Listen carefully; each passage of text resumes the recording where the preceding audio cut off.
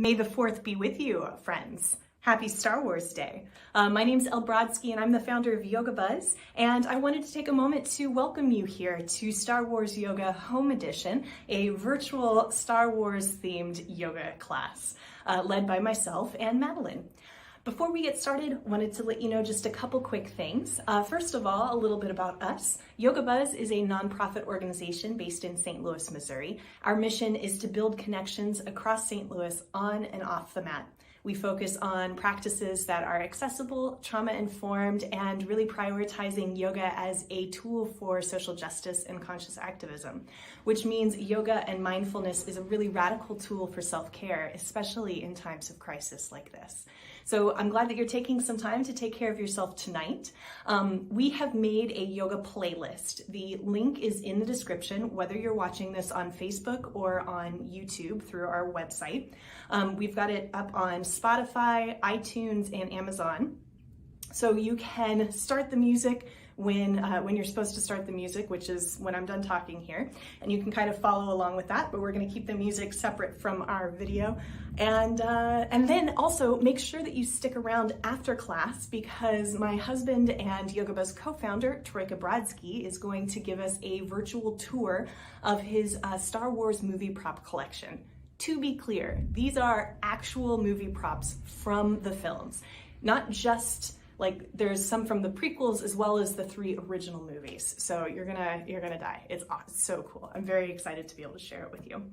And then finally, this class is available at no cost this evening, as is all of our online programming right now. Although we hope that you will consider making a donation if you're able. You can do that by going to yogabuzz.org.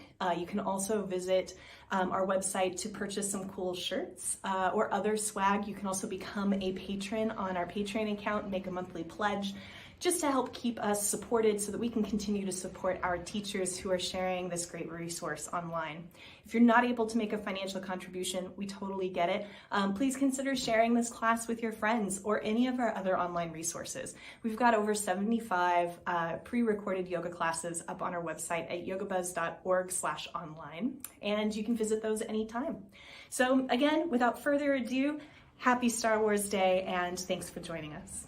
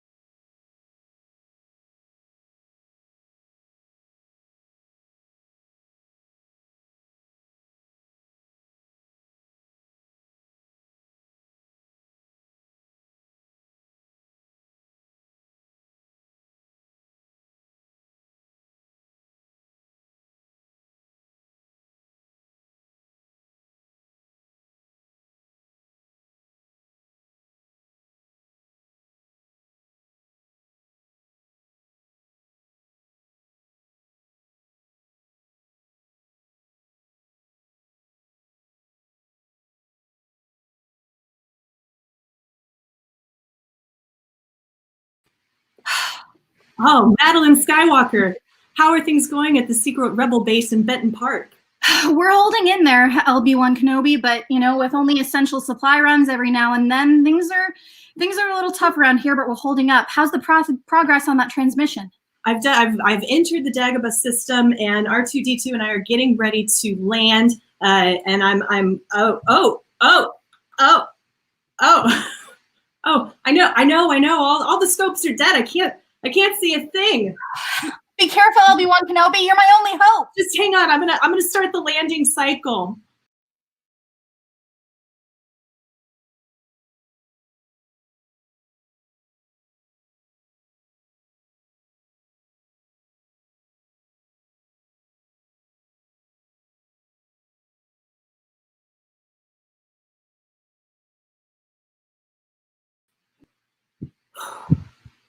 Dagobah, it's good to be home. You know, I did my very first yoga teacher training here on Dagobah. It was something magical. I'm just gonna make sure that we're all clear. There's a lot of life forces here on this planet. Lots of readings. All right. I think we're clear. All right, so Rebel Forces, I'm glad that you're able to join us for this HoloNet transmission. Find yourselves in a comfortable seat, and a reminder that our intention for practice tonight is to take care of you. The force is all around us. You don't have to have midichlorians in order to make use of it. So use your breath, take deep breaths through your practice tonight, and know that that is what is connecting you to the force. So in your comfortable seat, sit tall through your spine.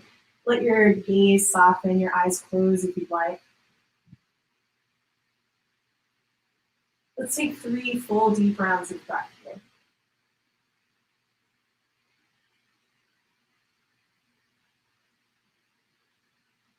And see if with each breath you can lengthen your inhale. You can lengthen your exhalation.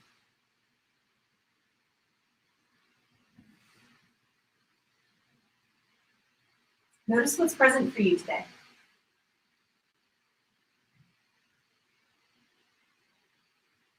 And let's begin with a mantra or a phrase that we can repeat for ourselves to connect inward, to connect with one another. And that mantra is, I am one with the force is with me.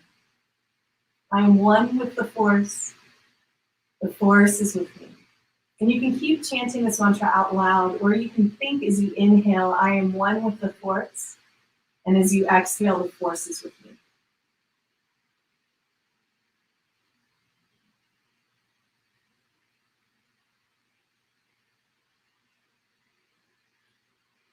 I am one with the force is with me. Bring your hands to heart center, press the palms against one another, lift your chest up towards your thumbs.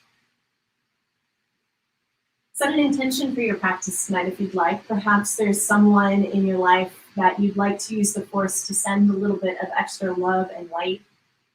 Or perhaps you could use an extra serving of love and light for yourself. Take a full exhalation out through the mouth. Inhale, send your arms up overhead. Exhale, release your arms, let them float down by your sides. Inhale, extend your arms overhead. Bring the palms to touch. Exhale, thumbs to your heart. Inhale, reach high. Exhale, release the arms. One more time. Inhale, lift the arms overhead. Exhale, hands to the heart. This time, take and rest your left fingertips down to the ground. Reach your right arm up overhead. Take an inhale. Exhale, stretch to the side.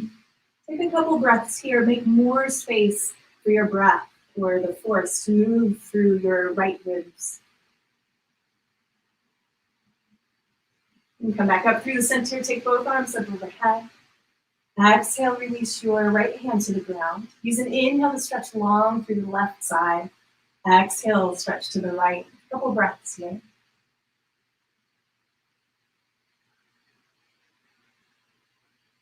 And come back up through the center. Inhale, both arms up overhead. Exhale, hands to the heart. Inhale, stretch your arms overhead. Exhale, release your arms down by your sides.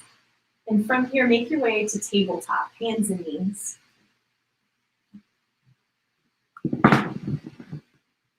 So of course, if there's any props you'd like to use in your practice tonight, if you'd like to have a chair nearby or blocks or anything else, do what you need to do to take care of your body. So hands underneath your shoulders, knees underneath your hips. Inhale, take the heart forward, gaze forward. Exhale, chin to the chest, round through your spine. Inhale, heart forward. Exhale, chin to the chest. One more time, inhale, heart forward. Exhale. Come to a neutral spine from here. Take and stretch your right arm out to the side, and then thread your right arm behind your right, or your left arm behind your right wrist. So you can rest on your forearm or come down onto your left shoulder here.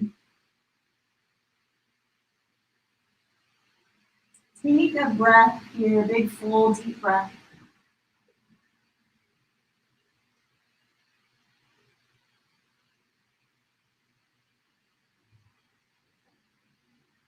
Press into the palm of your right hand, release your left arm out to the side. Lower your left hand down. We'll switch sides. Stretch your right arm out to the side. Then thread the right arm behind the left wrist, either coming onto your forearm or all the way down. Oh, I'm on the lightsaber here. So rest your right shoulder, right side of the face here. Take a couple breaths here.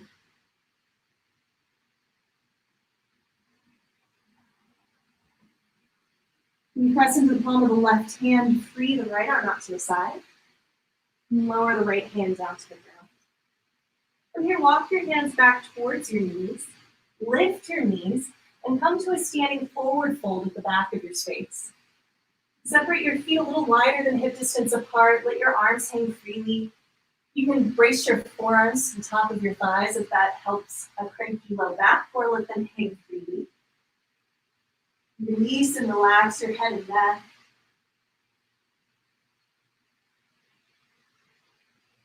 Take a full round of breath here. Walk your hands to the front of your thighs. Lift your chest so that it's parallel to the ground below. Plug your elbows in towards the side of the body. Take an inhale. Exhale, fold forward towards the legs. Inhale, halfway lift. Squeeze the shoulder blades together. Lengthen out through the crown of your head. Exhale, fold down towards the legs. Once more, inhale to the halfway lift. Then pause here. Take your hands to your hips. Point your elbows up towards the sky and lift yourself on up to standing. Release your arms down by your sides. Inhale, stretch your arms overhead. Exhale, hands to the heart. Inhale, the arms high. Exhale, release the arms, fold forward towards the earth. Inhale, halfway lift. Exhale, fold forward. Inhale, rise, stretch up through the fingertips. Feel the force extending up towards the sky. Exhale, hands to the heart. Once more, inhale, arms high. Exhale, forward fold. Inhale, halfway lift. Exhale, fold forward. This time, take and walk your hands forward in your space. Come into tabletop. From there, walk your hands forward a handprint distance. You can stay here or tuck your toes, lift your hips back to downward facing Jedi. From here in upside down V shape, bend your knees one at a time. You can sway the hips if that feels nice. Let your head and neck be heavy. Take a big inhale. Open mouth, exhale. Inhale, shift your shoulders forward over your wrists. You can lower your knees to the ground here, unless you can use the force to keep your knees lifted. I've not mastered that. Take your gaze past the front of your mat. Take an inhale. Exhale, bend the elbows, lower all the way down onto your belly. Point your toes back, press the tops of your feet to the ground. Lift your chest. Take a big inhale here. Exhale and lower down. So there's a lot of snakes here on Dagobah, so we're in cobra pose to embody their snakiness. Inhale, lift your chest. This time, take your hands up off of the mat with you. Take an inhale. Exhale down to the earth. One more time. Inhale, lift. A light press in the fingertips, but let it be the strength of your upper back here. Exhale, lower down. Inhale, lift up through tabletop. And exhale, you can stay in tabletop or rest your hips back towards your heels for the child pose.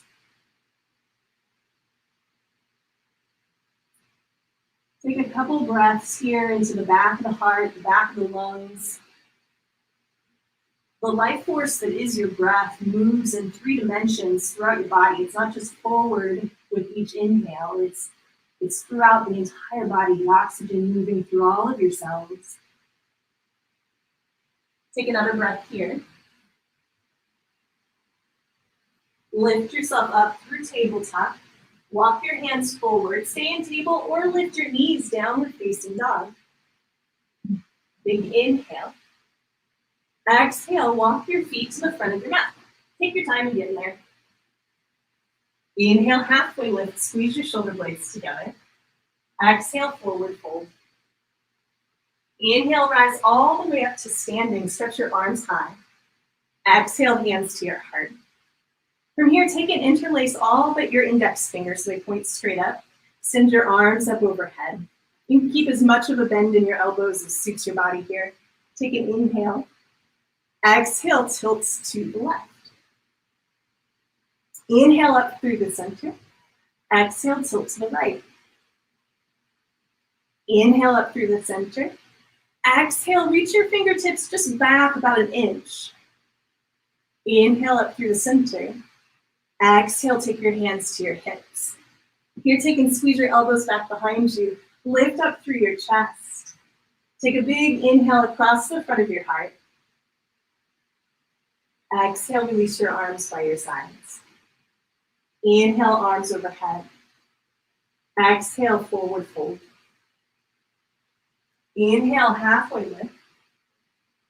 Exhale, take your hands to the earth. Step your left leg back and then lower your left knee down onto the ground. Take your hands to the top of the right thigh, so lift up through your chest. Press your hips forward and down, lengthen up through the crown of your head. And again, revisiting our mantra, I'm one with the force is with me. So inhaling, creating space in the body. Exhale, finding stability. So you're welcome to stay here or take one or both arms up to the sky. Take a big inhale here. And exhale, hands to the heart. Inhale, lift the heart up towards the thumbs. Exhale, turn to the right, but keep your hips pointing forward. Come back in through the center. Inhale, arms overhead. Exhale, hands to the mat. Press into the palm of your left hand. Inhale, right arm to the sky. Stretch up through your right fingertips. Take a big inhale. Exhale, right hand to the ground. Step your left foot forward. Inhale, halfway lift. Exhale, forward fold. Inhale, rise to standing. Exhale, hands to the heart. Interlace the fingers, pointer fingers pointing up. Inhale, reach. Exhale, stretch to the left. Inhale up through the center. Exhale, other way. Inhale up through the center. Exhale, reach back just 1 inch through the tips of your index fingers. Inhale up through the center. Exhale, hands to the hips. Squeeze the elbows back. Inhale, lift through the chest. Exhale, release the hands, fold forward. Inhale, halfway lift. Exhale, fold. Step your right leg back. Place your right knee onto the ground. Take your hands to the top of the left thigh. Press your hips forward and down. Extend up through the crown of your head. So here you find a balance between the light side, which is the lift, and the dark side, which is the sinking, right? So it's a balance between the two here in this pose. A lift as well as a sturdiness. Stay here or take one or both arms up overhead. Another big inhale to reach. Exhale, hands to the heart. Inhale, heart up to the thumbs. Exhale, turn to the left. Keep the palms pressing. Then come back up through the center. Inhale, arms high. Exhale, hands to the earth. Press into the palm of your right hand. Take your left arm to the sky. Really press into the right hand on the ground as much as you stretch up through the left fingers. Take a big inhale. Exhale, left hands to the ground. This time stretch or swing your left leg back next to the right. hanging tabletop or downward facing dog.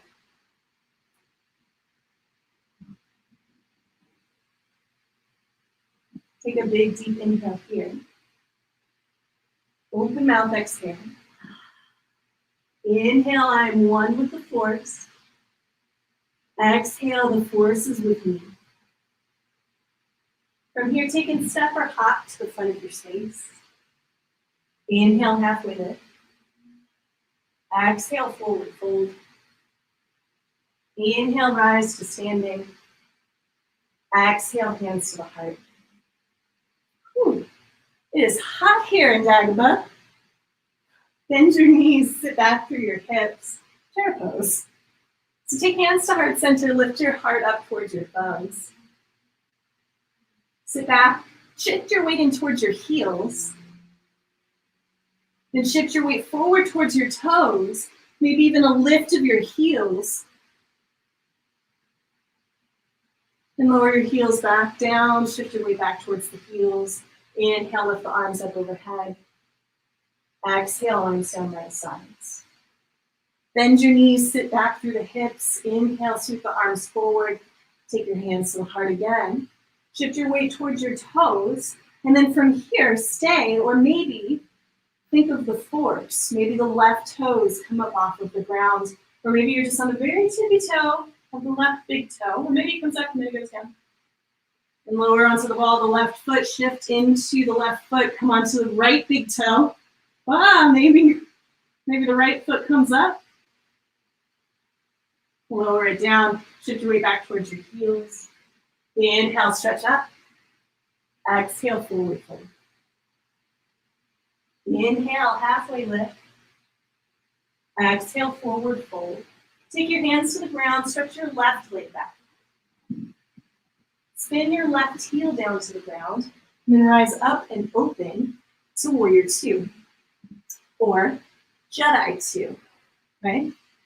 So the thing that yoga teaches us about the force is that we have to sometimes be fierce and strong in order to show up in conflict, right?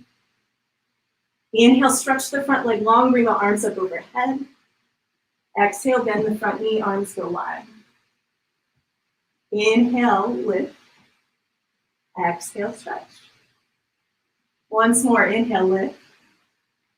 Exhale, bend the front knee. Now, take and bring the left hand to the palm of the right. Bring your hands together in front of you. Then bring your wrists back towards your left shoulder. Inhale here. Exhale, reach them forward. Tilt forward through your shoulders. Inhale, arms up overhead.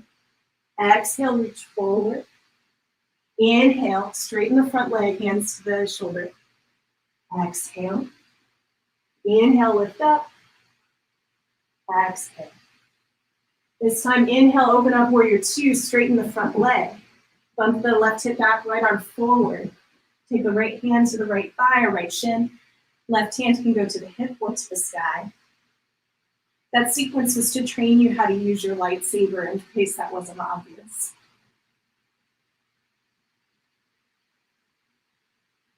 Press equally through both feet. Take a big inhale. Exhale, bend the front knee, rise back up.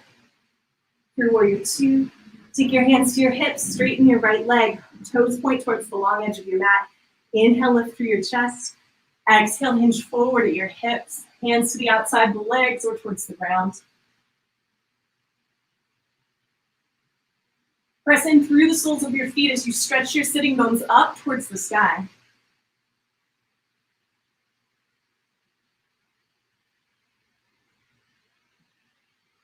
Take one more round of breath here. That was premature. Inhale, take your hands to your hips, lift yourself up halfway, pause, inhale. Exhale, fold forward again. Inhale, rise up.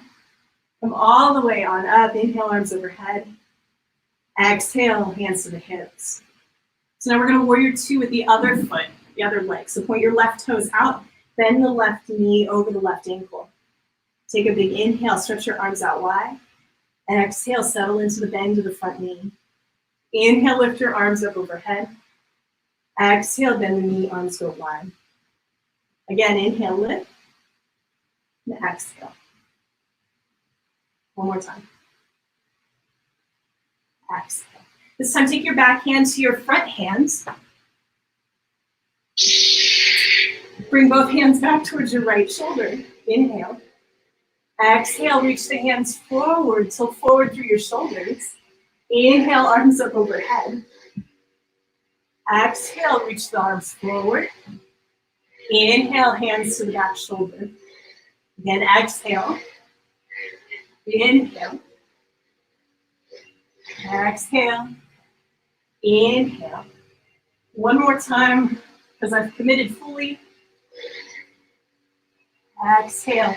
This time, take and open out the arms wide. And exhale, turn the left toes to point towards the long edge of the mat. Fold forward, wide-legged forward fold.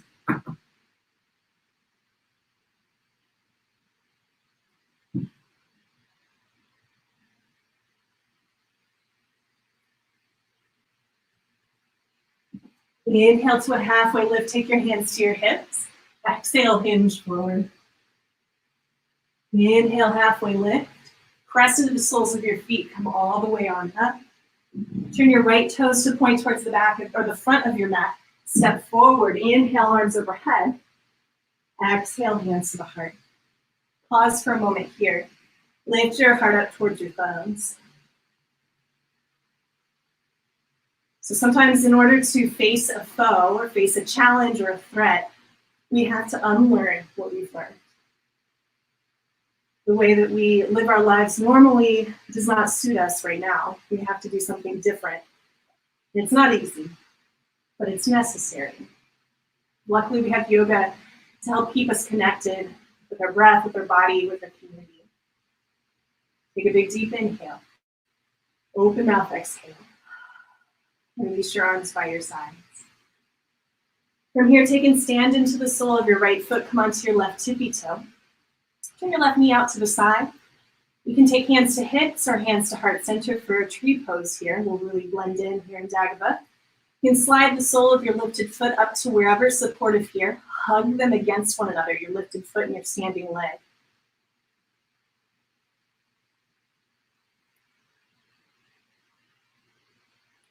And take your hands to your hips, lower that foot down.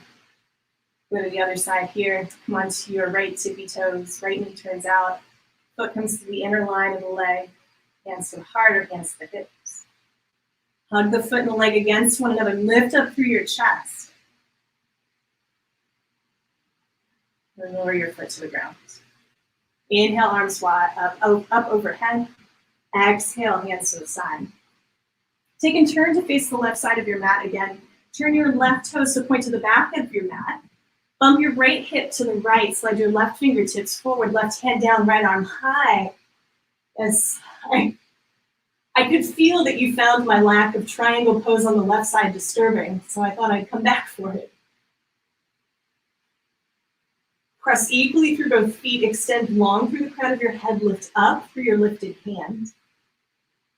Take another breath. Bend the left knee, come up through warrior two. Take your hands to your hips, turn your toes in, and then heel toe your feet together. Inhale, arms overhead. Exhale, hands to the heart. One more time in tree pose here on both sides. So take and stand into the sole of your right foot, come onto your left tippy toes. Turn the left knee out to the side. So you can bring the foot to the inner line of the leg or above the knee. You can put it on the knee, just make sure you're not pushing. If you're feeling off balance, then just take your foot off the knee. So from here, you can stay or begin to extend out through your branches.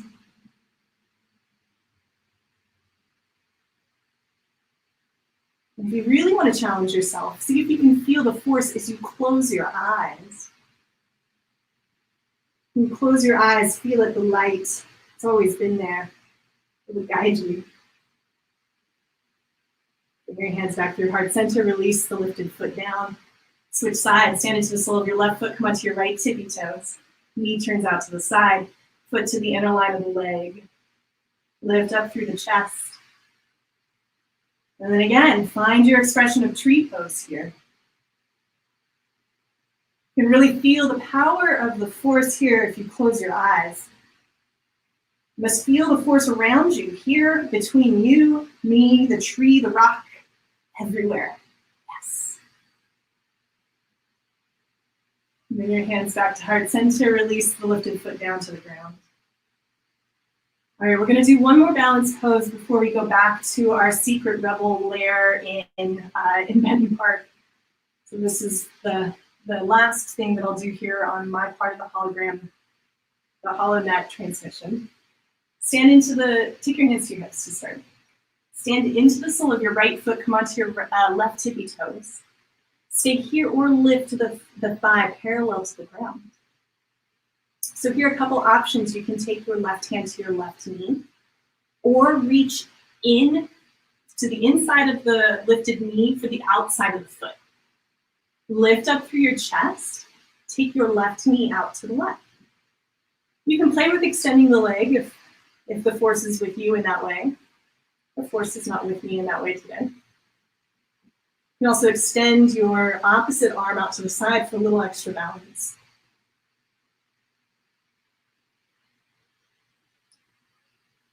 And bring the knee back in through the center. Release the foot to the ground.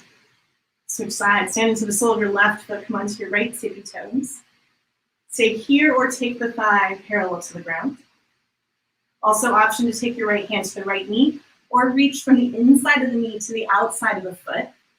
Press into the standing leg. Lift up through your chest. Reach your left or your right knee out to the right. Again, you can play with stretching the leg long if you're feeling it. Left arm can reach out to the side for balance, counterbalance. Take another breath. Bring the knee back in through the center. Lower the foot to the ground. Inhale, arms up overhead. Exhale, hands to the heart. And pause here for a moment. So wherever you are, know that you are not alone in this practice. You're doing this with friends, sweaty friends. But you have support coming to you from across the galaxy. And so now from here in Dagobah, I turn it back over to you, Madeline Skywalker, the long forgotten cousin of Luke and Leia. And may the force be with you, my friend. Oh, may the force be with you always. Thank you so much. So we're going to go ahead and get started by stepping out nice and wide from there on the mat. And from here, turn your heels in about 45 degrees. As you inhale, reach the arms out overhead. We're coming into Death Star pose. Relax the shoulders. Take a breath in. And as you exhale, bend the elbows, bend the knees like you're charging up a beam. We're not going to destroy any planets, but we're strong enough we could if we wanted to. Inhale, lengthen out, straight arms, straight legs. Exhale, charge that beam, bend the elbows, bend the knees. Inhale, lengthen. Exhale, charge. Inhale, lengthen. Exhale, charge, hold down here. Option to stretch the fingertips wide, palms face forward. And you may notice the child decided to join us today. Truly a blessed May 4th. Draw the tailbone underneath you so you can slide the shoulders a little further away from the ears. Inhale, rise up, reach the fingertips overhead. Exhale, place the hands together at heart center. Now slide the hands to the hips and turn the ankles back behind the toes, all 10 toes facing the long edge of the mat. Hug your elbows together behind you. Inhale, grow nice and tall. Exhale, begin to hinge forward into your TIE Fighter pose. Now, depending on your body, you may come all the way down. Maybe the hands stay at the hips. Maybe they release down towards the earth. If you have props, they can release to a prop as well. And your TIE Fighter might be nice and stable, but it might be like a certain one Darth Vader flew. Maybe it's wobbling a little bit side to side. You need to go side to side, bend one knee and then the other. Feel free to sway through the heart, sway through the torso.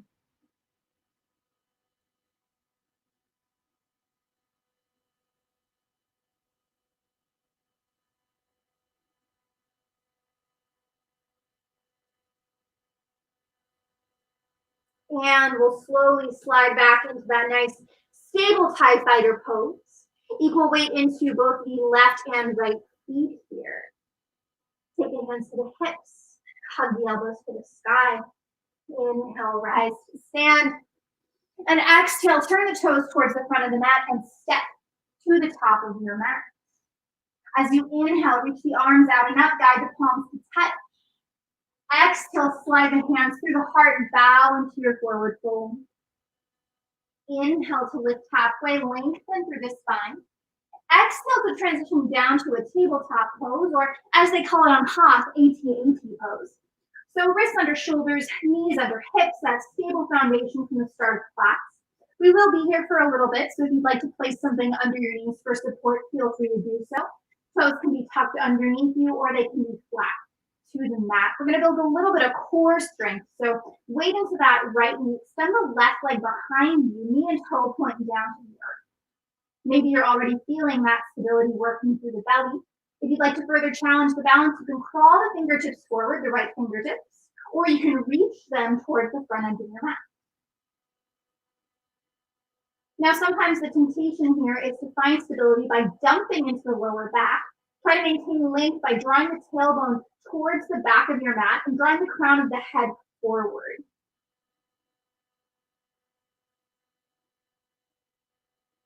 Inhale. And exhale, return to that AT-AT pose. Shift the weight over into the left knee, extend the right leg towards the back of the mat, and knee and the toes pointing down to the earth. Ankle about the same height as the hip, maybe a little lower, maybe a little higher. And then option to stay here, option to stretch those left fingertips slightly forward, or reach them all the way forward, finding balance.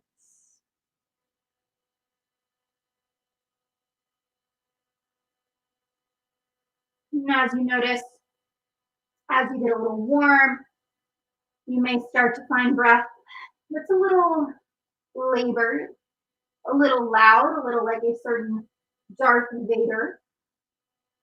As long as that's the only thing about you that's like Darth Vader, we're still good.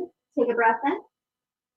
And exhale, place the hand and knee down to the earth. Now, if like me, you've got something in front of you and you can't really extend an arm straight forward, go ahead and walk back just a little bit on the mat. Don't want you bumping into anything. Take an inhale here. As you exhale, walk the hands forward about 2 to 3 feet. We're going to come into collapsed AT-AT pose. Let's knock those suckers down. Take the chin and the chest down towards the earth, arcing through the belly as you do so. Now, depending on your body, you might be hovering away from the earth. You might be able to take the chin or even the forehead down to the mat. And if your forehead touches down to the mat or down to a prop, you can play with stretching an arm back behind you. A really broken AT-AT pose.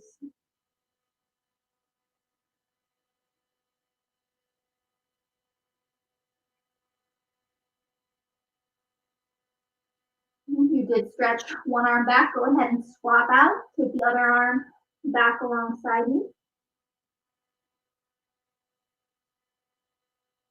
And we're not being too particular here. Don't think about C-3PO and how stiffly he moves. Feel free to kind of wiggle into poses, be a little bit looser.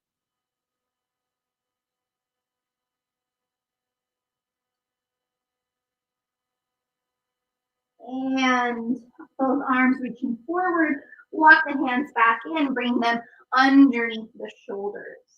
Separate the knees a little bit wider or as wide as your mat. Bring your toes together and press back into the child pose once more. Maybe the hands slide a little further forward. Maybe you come onto the fingertips. From there, you can try to squeeze the shoulder blades together, taking a little pull of the mat back to stretch into your shoulders.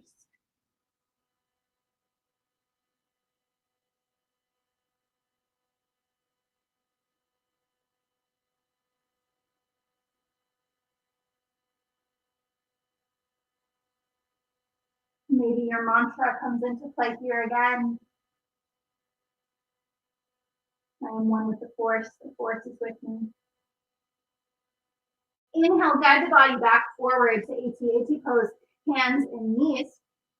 From here, walk your knees together. And how you get into this, again, a little bit less C3PO, a little bit more loose and wriggly. We're going to start to take the left hip down towards the mat, walk the left hand out, and come into your reclined Jabba the Hutt pose. So legs are out to one side. This left arm or right arm is supporting you. We're going to do both sides, so it doesn't really matter.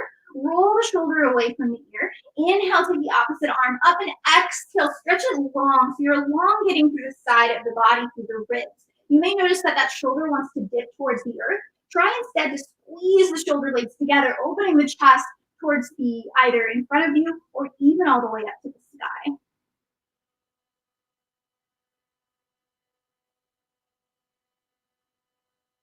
And if, of course, you don't want that side body stretch to be so intense, you can always just lay the hand down the leg. Inhale and exhale, bring the hand back down to the earth. Return to that AT pose. I'm just going to turn around so I get to face you lovely people. You're just going to take that right hip down to the earth. Lay the legs out long to the side. Inhale, stretch the arm up, and exhale, take it overhead. Of course, if your Jabba the Hutt doesn't quite want to do that much movement, feel free to lay the arm alongside the leg. Bring the Solo and the Wookiee. Feels very powerful here. If that shoulder is becoming kind of like an earring, just roll it away from the ear, find a little bit of space there.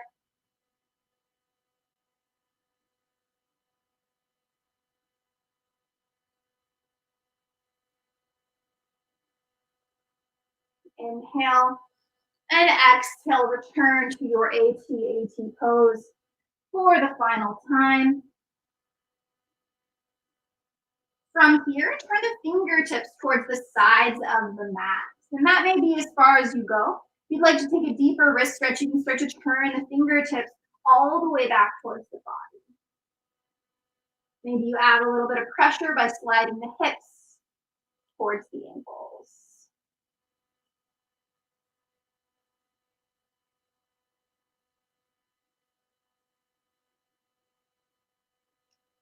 And shoulders return over the wrists. Go ahead and untwist. And make your way to a seat with the feet to the mat in front of you. It doesn't matter how you get there. So feet to the mat, knees to the sky, and find some support for your sit bones. If you feel a little wobbly here, pull the flesh away from one sit bone, and then do the same on the other side. We're going to come into X-wing pose. So fingertips alongside you, pull the elbows back. Lean back, lift one set of toes, and then the other. So you've got that lovely little X-wing shape. You can always set one set of toes down, just lift one, or swap it out. If your X-wing wants to fly a little bit further, maybe one set of fingertips reach forward, maybe the other. Draw length into the spine, try not to collapse the chest.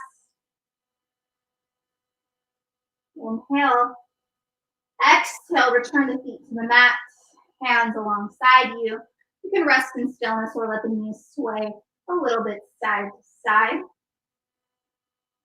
Core is important for a Jedi foundation. So we're going to take just one more X-wing pose, just one more, and then we're done with core. Fingertips alongside, elbows squeeze back, shoulders relax. Lean back, one set of toes. If your X-wing wants to fly a little further, both sets of toes lift. Maybe one set of fingertips, maybe both. Core work is even less fun when you don't breathe, so maintain that force moving through your body. Inhaling strength from your fellow yogis and exhaling whatever it is that you no longer need.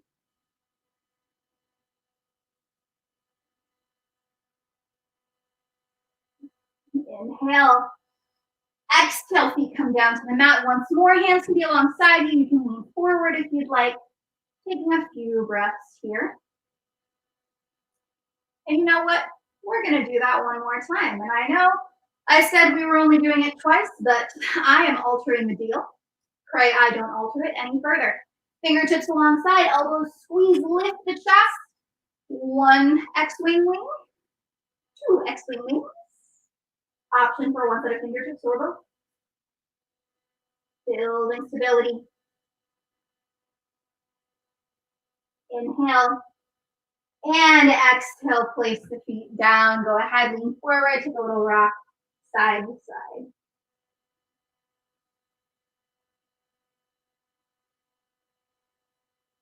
And take your legs out wide. How wide is totally up to you. Again, I'm just going to turn to face you lovely people.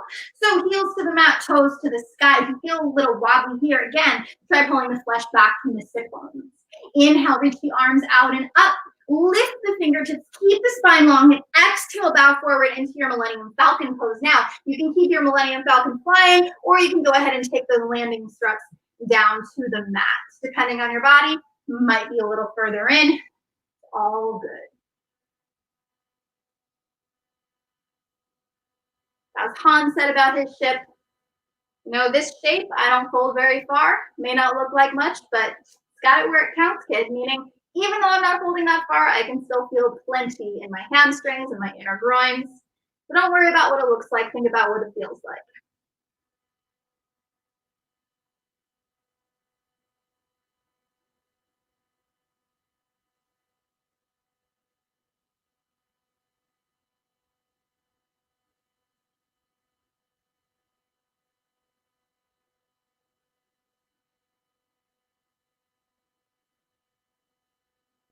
And inhale to walk the hands in. As you exhale, slide the legs together, heels to the mat, toes to the sky. Let your right toes fall a little bit out to the side, and then bend that right knee and take the sole of the foot either to the shin or all the way up to the thigh. So we're coming into a seated Ode to Dagobah pose. I like to do one hand to either side of the extended leg and use that anchor to pivot the belly towards the thigh.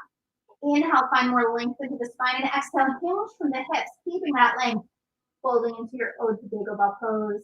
Maybe the hands stay where they are. Maybe you reach for your foot or your thigh or your shin.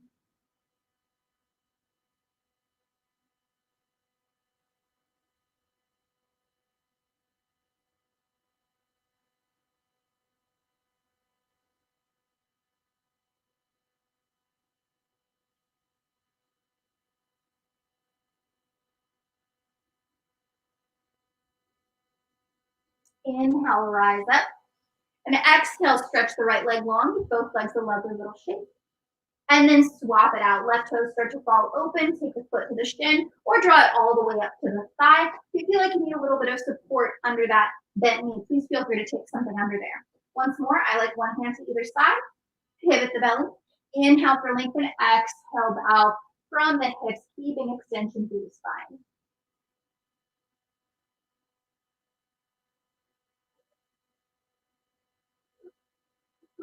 Don't mind the noise, that's just my feline unit.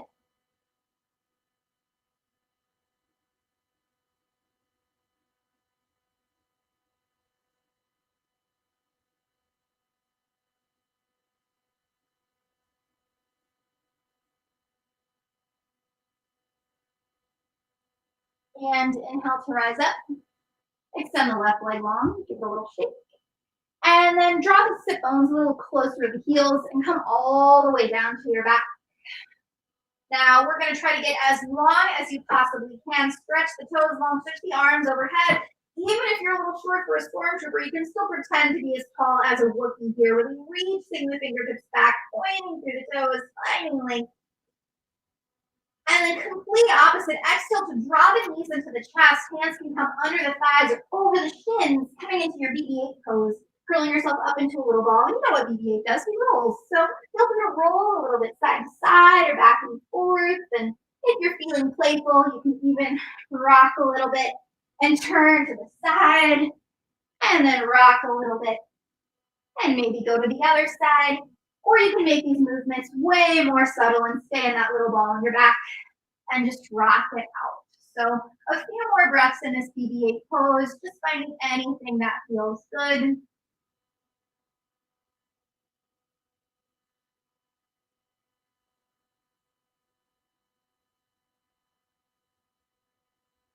And replace the feet down to the mat. From here, feet to the mat, knees to the sky. Take your right ankle, bring it over your left knee, coming into a reclined forward pose. You're welcome to stay here, or you can start to draw that left thigh into the chest. Maybe you reach the hands in between the legs and hook the back of that thigh. If you use the right elbow to press the right knee forward, you're going to go with a little bit more intensity in the hips. So you decide how much you get here. Front flex through both feet here. Keep the force moving all the way through the legs.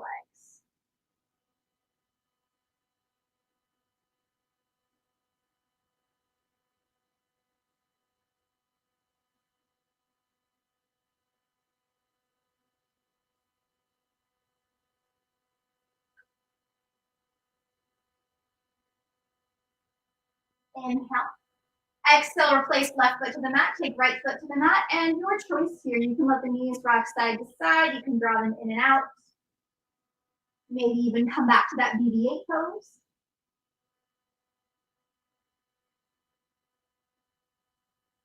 And then swap it out. When you come back to center, left ankle beneath the right knee, recline forward on the other side.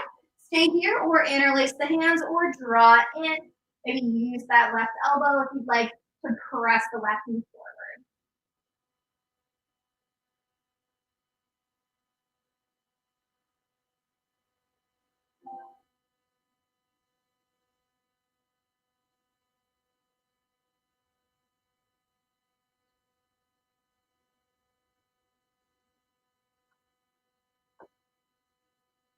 And replace right foot down. Replace left foot down. Take the arms wide. Draw the knees into the chest and let the knees settle over to the right. You can take the gaze to the sky or over the left shoulder. My feline unit is checking this transmission, making sure we don't have any interceptions. Thank you very much.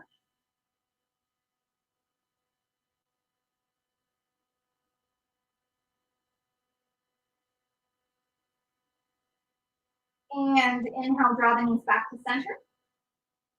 Exhale, pass the knees over to the left, look to the sky or over the right shoulder.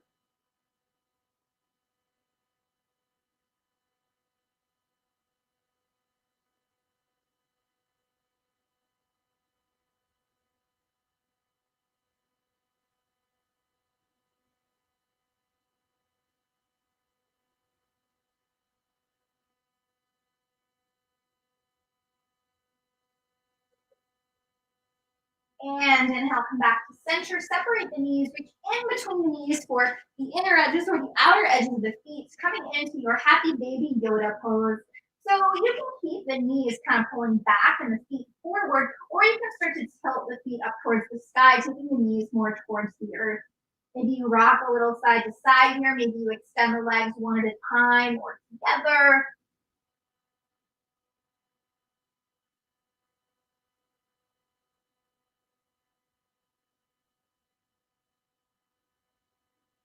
Let's meet back in BB8 pose, releasing the hold of the feet, drawing knees into chest, arms around the shins, pull yourself in. And exhale, release, stretch the legs wide, arms alongside you, palms to the sky, settling in for Shavasana. So think about sort of the vibe we're going for in Shavasana. Think about when Han Solo was frozen in carbonite and he's all, face scrunched up and fingers curled and everything tense. Do the exact opposite of that. And let the heart melt towards the earth. Let the fingers and toes wiggle a little bit.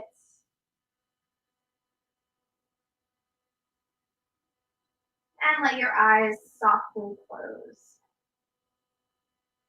We'll take just a few minutes in Shavasana to rest, to allow the force to flow through us and within us.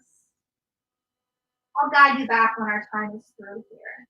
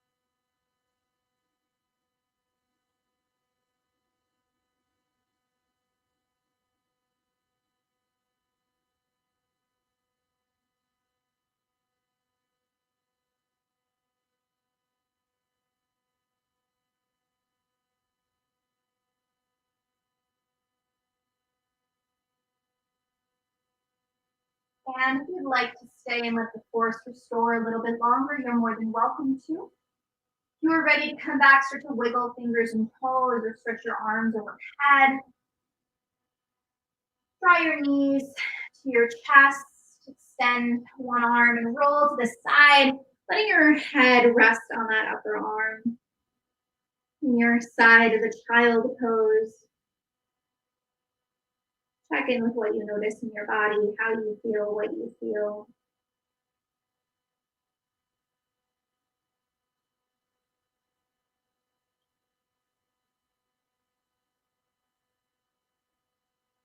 And then put pressure into the top palm and work up to a comfortable seat. It can be any shape that you'd like. Round to the sit bones, lift the crown of the head, let the shoulders relax. Eyes closed or soft gaze down to the mat.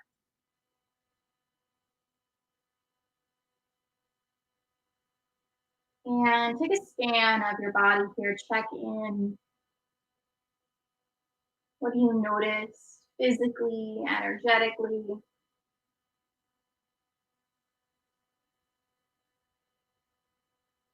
If there's any part of this practice you would like to carry with you throughout the rest of the evening, the rest of your week, maybe tuck that away somewhere.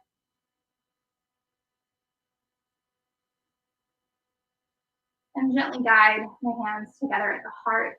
Let the chin gently fall towards the chest. The force is within all of us, moves through us, connects us.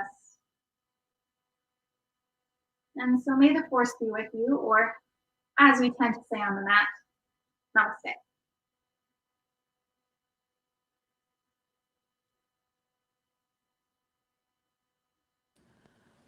Oh, Captain Skywalker, thank you so much for practice. Anytime, General Kenobi. Well, I am now in a completely different galaxy. I don't know what happened. We went ludicrous speed. That was a different movie. Anyway, I am now going to take you on or turn it over rather to my husband, Troika Brodsky, to give us a tour of some super cool, authentic Star Wars movie props. Yay! All right. Thank you again so much, Madeline. I know you teach Star Wars themed yoga classes at the library. And so to be able to team up to do this with you today was a real treat. It was so much fun. I've literally been preparing my entire life for this. So I couldn't get out of my Jedi costume robes fast enough. It was so hot in Dagobah. Well, stay safe and we'll talk to you soon.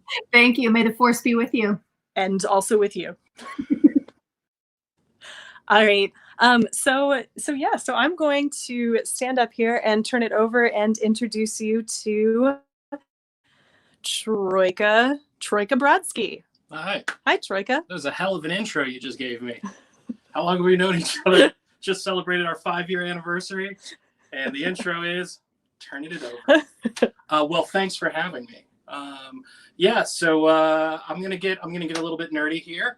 Welcome everyone watching. Happy May the 4th be with you. Hope you've been enjoying some Star Wars content today. While y'all were doing yoga, I just watched the series finale of Clone Wars. So that was pretty cool. I did not work out much of a sweat doing that. Heard about Taika directing a Star Wars film. Love me some Taika. Big news. Good things going forward. So I've been collecting movie props since 1996, 1997. I've been a collector and a nerd my whole life. I think I mostly have my father to blame for that. I started collecting Star Wars toys when I was in college and actually had a little disposable income. And the first time I sold a plastic prototype toy for a couple $1,000s, I thought, shit, maybe I could actually get something from the films, and went down that deep, dark rabbit hole of movie prop collecting. I am still learning every day. There's some amazing people in the hobby. It is a very cool hobby. And at the end of the day, you are collecting pieces of the actual movies. So, I'm not going to be here forever. I don't have plans to be buried with this stuff. So, I am just a steward of this stuff. I try to keep it safe and in good shape. and someday someone else will get to enjoy it. When I have the opportunity, though, I like to share it. So I have loaned stuff out to our local science center numerous times from a bunch of different movies. And in fact, basically my second date ever with my wife was a 2-week-long nerd tour of the West Coast. Back in the day, I had a massive collection of props from the Lord of the Rings films. And we toured with those props up and down the West Coast as part of the Lord of the Rings symphony. And we're married now and have a 13-month-old kid. Oh, yeah. So, oh yeah. I mean, for real, my wife tried to tell me that she hadn't seen Star Wars when I first met her. And this just happened on the internet. So I have ruined you. Yeah. We're married though, so we're good. So I'll get down to it. If folks have questions about anything, we will attempt to be watching and answering those questions. But I'm just going through stuff from George Lucas's 6 films. The collection, I do have a bunch of stuff, but it's not that varied. When you have finite resources in space, you have to make some choices in collecting. So as you can see here, I've spent a lot of time focusing on lightsabers. Since I was a little kid, lightsabers were pretty much it. A Ghostbusters proton pack, hoverboard from Back to the Future, the things we grew up with that I really, really wanted. So I really went after lightsabers, and with the prequel movies, they made a ton of lightsaber props. So I have a bunch of those, and I will start sharing some of those with you now. So starting with Phantom Menace, with the first return to the films. What I have right here, this is Liam Neeson's Qui-Gon Jinn's stunt lightsaber. So you got his lightsaber hilt, and then you see all of these brightly colored blades, and they don't necessarily correspond to the color of what the blade would be in the movie, but they painted them up with a fluorescent color so that when they made the films and shot it, they could then trace over them with these special effects that you know and love as a glowing lightsaber blade. The technology changed for the new Star Wars movies they've made because they realized they wanted an actual lightsaber to have the light up the surrounding shot. So the props on the new films actually light up like the toys you would buy, except they're a lot more expensive. But for the prequels, this is how they were made. So I showed you Liam Neeson's. So there's your bladed one. When they wouldn't have a blade, they would make a version of the prop that just was like this, and it would hang on their belt. So if the lightsaber wasn't lit up, this is what it would look like. These are both made out of resin. This has some metal parts. Now, the bladed sabers have a threaded rod down the middle of them, and these blades actually screw on top. So what would happen is when they would duel on set, the blades would get all bent up. And you can see this one here, this one's taken a lot of abuse. You can see where it's all dinged up. And so they also put like a shrink wrap over it, like a heat shrink, because when they would bang against each other, little splinters would fly off, and they would have to try to individually delete that when they were going back to film it. So they put the heat shrink on to keep them together. So this is a cool one. This is also Obi-Wan's lightsaber from Phantom Menace. This piece I got directly from the stunt coordinator on all 3 of the prequels, a very cool guy named Nick Gillard. Basically invented the lightsaber combat style that you see in all the prequels. He choreographed everything. He worked directly with the actors to train. But this one here, while it's bladed and done like that, and it's still resin in its core, it has a bunch of metal parts. So this was what is dubbed more of a hero prop. It was designed for close-up, and specifically they made this one and make sure they had a really pretty version of the prop to use for publicity photography. So before Phantom Menace came out, and when Star Wars was resurging at its highest, I mean, we hadn't had a movie in years and years. Everyone was freaking out. New Star Wars, it's finally coming. None of us had seen it yet.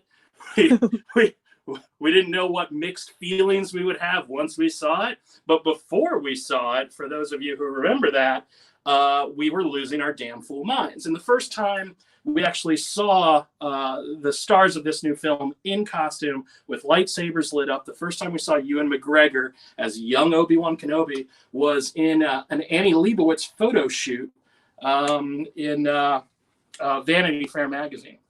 So she went out to Tunisia and shot everybody. And there's a really cool shot of Obi-Wan Kenobi and Darth Maul. It's like it folds out. It's 2 pages, and they're going at each other with lightsabers. And that is the specific saber that they used for that.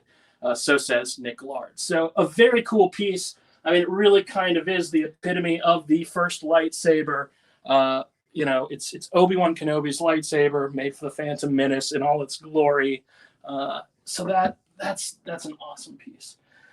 And then, of course, we have Darth Maul.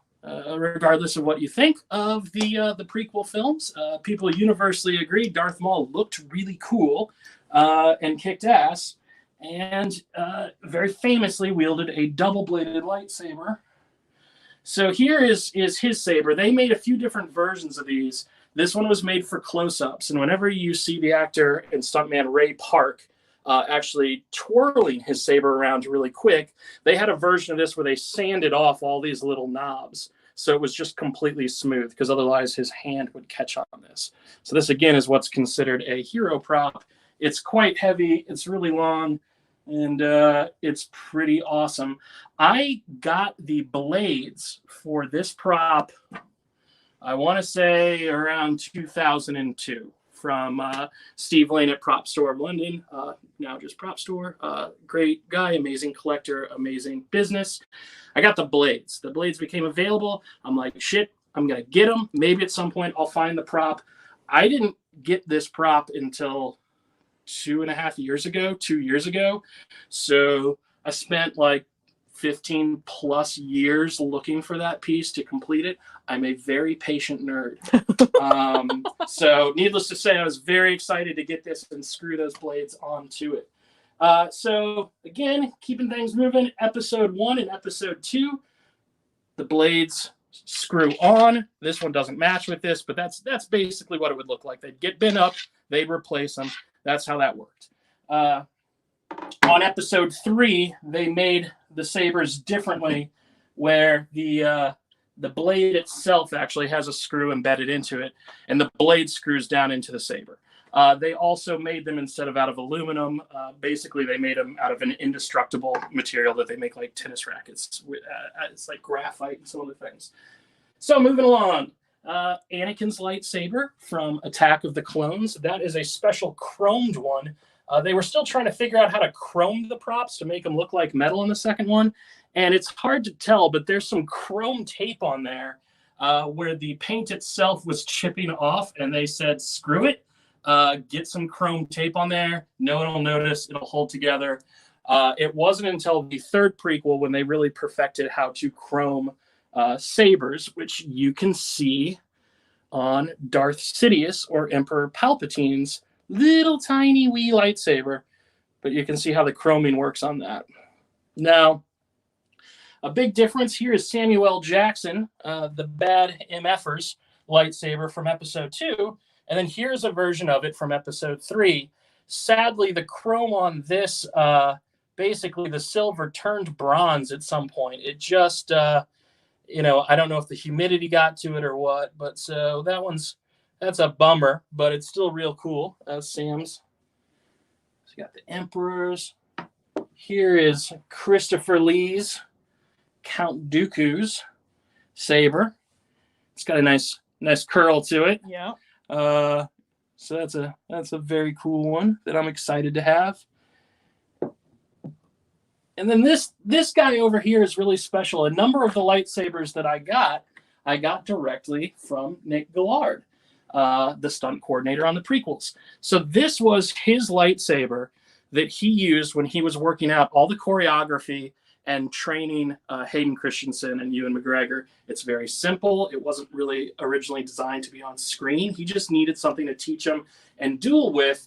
And it has this very thin, very lightweight, strong blade. because he went real quick. And so he wanted something that he could swing around as quickly as possible. This was his personal lightsaber. And then when they were filming episode 3, they gave him a cameo. They dressed him up. They gave him Jedi robes, long hair. They made up a funny Star Wars name. I believe he was Jedi Master Sindralig, where they just moved the letters in his name around because that's what they did. And he was on screen for a few seconds with George Lucas's son, and he gets murdered. And George Lucas's, they all get murdered. Spoiler alert, if you haven't seen Revenge of the Sith, they all die. But he did use this saber on screen when he did his cameo as well. So this is a truly one-of-a-kind prop that is really cool. I am very excited to have that in the collection. So that is a very quick sort of prequel lightsaber one-on-one. I do not have any lightsabers from the original films. I wish I did. There are very few left in existence. There are a few in private collectors' hands. They don't want to sell them to me or give them to me. If any of you are watching and you would like to let me have one, I would like one. But so prequels, sabers. So we're going to move away from the prequels now and move on to the original trilogy, the Star Wars saga, as it was called. And I'm going to start here with what was the first movie prop I ever bought back in 1997. And this is a piece of the Death Star. So when they were filming all of the awesome shots, because back in the day, kids, when you had spaceships and special effects in movies, you hired people called, model makers. Yeah, they actually built models and built spaceships and put little pyrotechnics in them and blew them up. And it was awesome. So when they were shooting the Death Star stuff, what they did for the shots where the X-Wings and the TIE fighters would fly over the Death Star surface, they made a whole bunch of surface pieces in different scale sizes. They had 3 different, basically, altitudes, where it was sort of the same details, but the pieces got smaller and smaller. So this is a 2-foot by 2-foot example of the lowest altitude Death Star surface piece they made. And so they made a whole bunch of different ones of these and put them next to each other, basically like on top of ping pong tables outside. And they would run the little spaceships over them on lines and blow them up and get their shots. So they had a whole bunch of this stuff. And if you ever Google it, you can see some really cool pictures. She is using the phone and making pew pew. Pew pew pew. Pew pew pew. That's both adorable and mind-blowingly terrible. I love you. Thanks. No. So yeah, this there's a few of these out there. I would love at some point to pick up some other examples of this size and display them together. But so far I've missed out, and unfortunately a few of these have been cut up and sold as smaller parts for profit. So, one of the things about collecting props is back in the day, they didn't have value. No one really kept them. The reason there even is as much stuff from the original Star Wars in private hands as there is because it was discarded. The original Death Star prop, very famously, was basically found outside an antique mall in the Lake of the Ozarks, Missouri. And the pictures of that find are hilarious.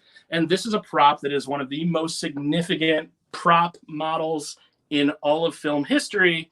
And it got left in a storage locker, ended up in Missouri, sat outside an antique mall until some nerds recognized it, and now is very well taken care of. And it's in a private collection and has also been on display at Mopop in Seattle. But so, yeah, that's a piece of the Death Star, and it's made out of like an old biscuit foam, and it's very cool. And that's part of how all that went down. Sweet. All right. So the next thing I've got is a Stormtrooper helmet from Return of the Jedi. So here he is.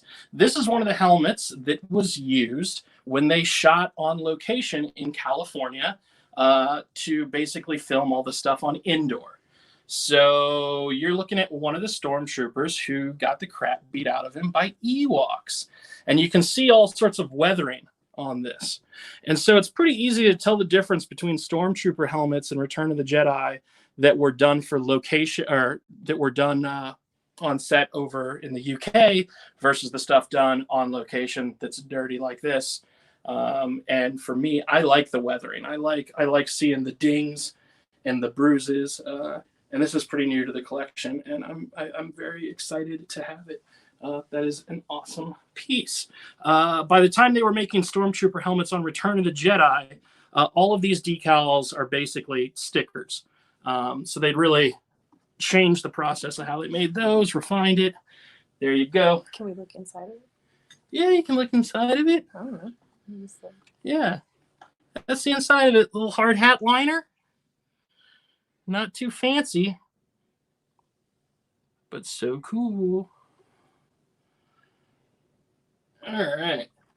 So we are now continuing to move back in time. This is a Stormtrooper blaster from A New Hope. It's very heavy. It's actually made off of an original Sterling submachine gun. So when they were filming Star Wars, as often happens in films, they were renting a lot of the stuff they used. They rented costumes, they rented weapons. And so they rented these machine guns. They did a bunch of stuff to modify it specifically for the film. They cut some things, they added some things. All of these little greeblies that they call them, they were all added to make it look more spacey. But in the case of this, all these add-ons are actually replica pieces right here. The only piece of this that's the original is the actual base of this gun. This was part of a find of about, I don't know, it was 14 or 15 of these that had gone back to the original rental company and then sat there for years until once again, some nerds were in there and saw them and saw the specific customization that had been done to these. And they're like, those are Stormtrooper guns. And they did the research and figured it out. So this is part of a cache of original Stormtrooper guns that were found. And it's very cool and very heavy. And so this is one that was made, this would not have fired. This was specifically made to not fire. So this is something that they could have shipped around. So when they shot in Tunisia and went to other countries, it's easier to send a prop like this because they're not trying to get a live fire weapon to a different country. So that's that. And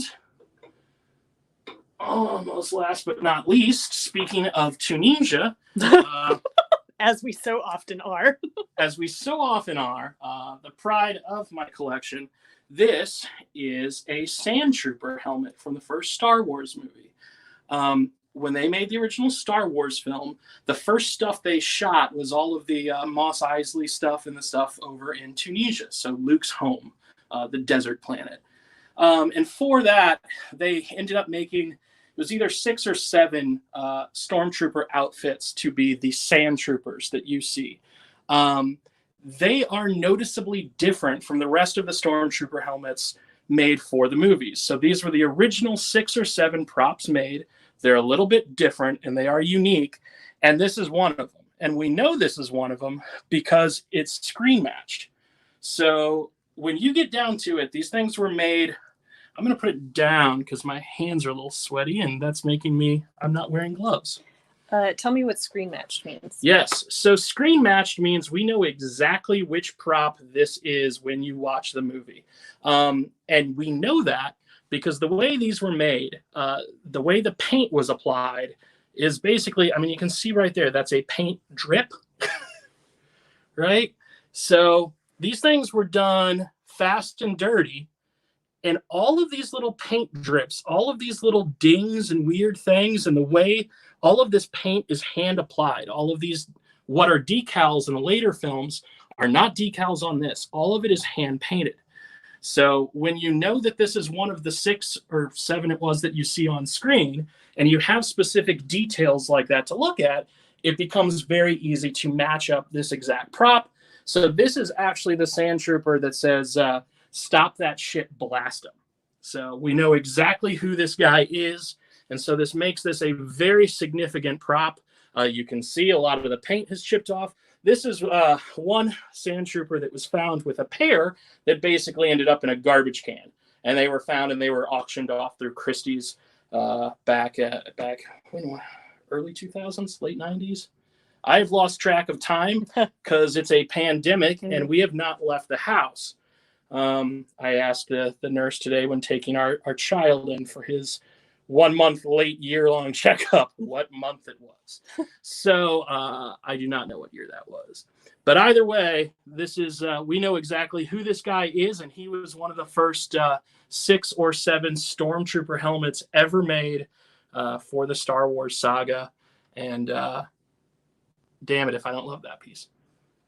So that's pretty much it. I figure, well, I got you. It ain't Star Wars, but it sure does make me happy to share it. Speaking of Tunisia, it is a Spaceballs helmet.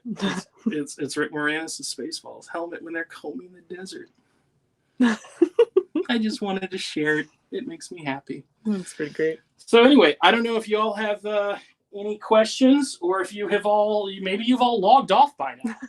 I mean, this is prop Vasana time. Maybe you're asleep. I do not know. So yeah, that's what I got. You had one person ask, he says he has some Star Wars toys that are missing parts. What's the best way to go to find replacements? To find replacement parts, it depends on what you got. It depends on if it's old vintage stuff or new stuff. If it's old vintage stuff, there's definitely people who specialize in that. I always, if I didn't know something, I'd look at eBay, and then I would look for websites that really focus on this kind of stuff. I don't have a great answer for you, although there are resources. There are entire books you can get on nothing but the toys that feature every single toy and what their little weapons were that they came with and stuff like that. Dr. John Whitty says, which Death Star is that from? This is from the first film. So this is from the original Death Star 1. As much as people complained about the new movies when they're like, oh, it's another Death Star again. Oh, it's the Death Star again. It's easy to forget that George Lucas also by the third film was like, let's have another Death Star. So yeah, there were 2. This is the first one that they blowed up real good. Oops, wrong button. Katie says great collection. Somebody else says they're fangirling in their Leia cosplay as she watches. Yeah. We've got, Shelby asks, Elle, what is your favorite prop? I'm glad you asked. The ones that are sold. Let me think about it. I mean, look. I think my favorite props are really the ones that he used to have from Lord of the Rings, because that was that tour that we went on. We drug this giant collection of Lord of the Rings movie props from city to city for 2 weeks, and those became like our children. I don't know. So most of that stuff is gone because that all got auctioned off. Oh, he's bringing a little something for you though. Not all of it. There's some feet. These were actually, I believe, in our backpack that just went through the TSA screening. Yeah, we carried that on our laps on the bus. Yeah, this is a pair of Sean Astin's Sam feet. And these were for specifically when he carried Frodo up the mountain, because they have a little extra grippy there so that he didn't fall carrying tiny, adorable Elijah Hobbit. And then, so the other stuff that I do really love is the Harry Potter stuff. And we have somebody asking if that's a firebolt. That is a Nimbus 2000. So, no. Nice try. Amanda also says that your haircut looks fabulous. I need another one, but thank you, Amanda. Yeah, we're getting it. We got more clippies coming. It's a good time for hobbies. It's true. So. Sweet. Okay. Well, for those of you who live in St. Louis, I do put stuff on display from time to time. We had stuff over at the Science Center for a few months during the last Star Wars movie. Yeah, big nerd, cool stuff. This is a thing that I do, and not something I led with when I met Elle. at all. In fact, I think you somehow. I brought up Lord of the Rings You and how did. I had my brother-in-law and my cousin were big nerds, and then Yes. you were weird as I was saying this, and I Yes, was like, he must hate nerds. Yeah. She's saying that as I'm like in day 1.5 of meeting the woman who's going to become my wife at a conference in Portland. And I'm just like, man, if you bring this up, you are going to blow it. So I tried to hold off on it for as long as possible, and not a deal breaker. Surprisingly, not a deal breaker. I do. So I do specifically remember you saying, so look, I don't usually tell women this when we first meet. And I was like, oh God, what are you about to tell me? lies. I usually tell them lies. I guess. Yeah. Oh, that is so much more pleasant without your God, I cannot searing. figure out how. There we go. Anyway, thank you all so much for tuning in. Thank you for supporting Yoga Buzz. Thank you for supporting my amazing wife. And thanks for tuning in. For sure. Again, you can revisit this class anytime. We're going to keep it up on Facebook as well as on our website at yogabuzz.org/online. If you're able to donate, we'd sure appreciate it. If not, just share this and share our other online resources with your friends and loved ones so that we can continue to do yoga together, even though we have to stay apart for a while longer still. And also, let's stay apart for a little while longer still. And stay safe. Take care of yourselves. Take care of each other. Check in on your friends and family. All right. Take care, everybody.